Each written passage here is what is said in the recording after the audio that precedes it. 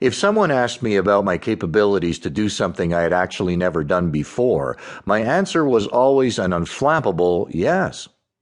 It was the only way I knew how to do things. Even from the very beginning, as a writer, producer, director, working first in radio and later in all media, I had this propensity to run past myself. In the face of chaos and stress, my loosely defined mission to discover everything around creativity kept me moving forward. Inevitably, someone would say, "Give up, it isn't going to work." Telling me that something wasn't worth doing or trying convinced me that it was worth examining at least. And that was how I approached my first job as a copywriter in a small radio station in northern Alberta. Back then, radio copywriters or ad writers were not held in the highest regard.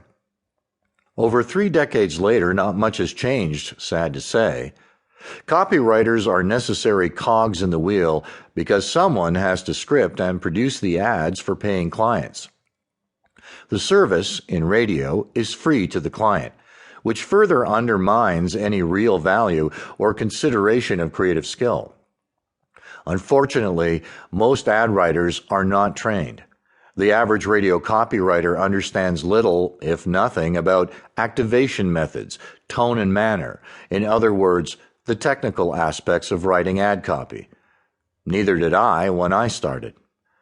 How I won my first national award within the first 6 months of writing and producing commercials is a function of imagination gone wild, unbridled, and uninformed. The commercial that triggered it all was a funky rap I wrote and produced for a propane gas distributor. The acknowledgement was motivating.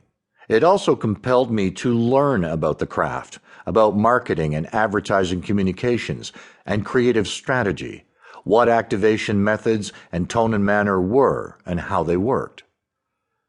However, there was nothing substantial in any form which spoke to me about creative process, creative thinking, concept development, and ideation. I relied only on my innate creative abilities.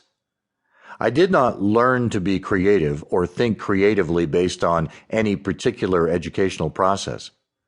Creativity was, for me, always there like an invisible friend. Eventually, I asked the question that launched my investigation. How do I generate ideas? How does anyone generate ideas and concepts? The other question was, why do many people say they don't have a creative bone in their body? This always baffled me. Over the years, I worked with several clients who did not have faith in their own creativity. On top of that, they didn't have faith in radio copywriters either. Understandably, back then, latter 70s, early 80s, copywriters wrote by the seat of their IBM typewriter balls. Apart from a passing understanding of the importance of a good hook in a message, most copywriters relied on cliches to drive the message. At first, so did I. You can still hear them today. Act now. The perfect pet store wants you to know, fill in the blank. Hurry, this sale will end soon. And so will your career. I realize I'm oversimplifying a smidge, but most veteran copywriters will understand the pith of what I'm pithing. It wasn't that writers didn't generate interesting ideas and concepts. It was the execution which would unravel the best creative intentions. I didn't want to be one of those writers. I wanted to know how and why the creative process worked. So I tried to educate myself.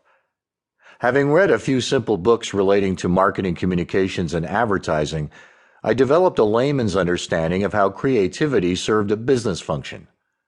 Creating commercials wasn't just about the written or spoken expression of ideas. It was much more than that. It was a process connected to defining who the audience was, the position of the brand in the marketplace, the unique selling proposition.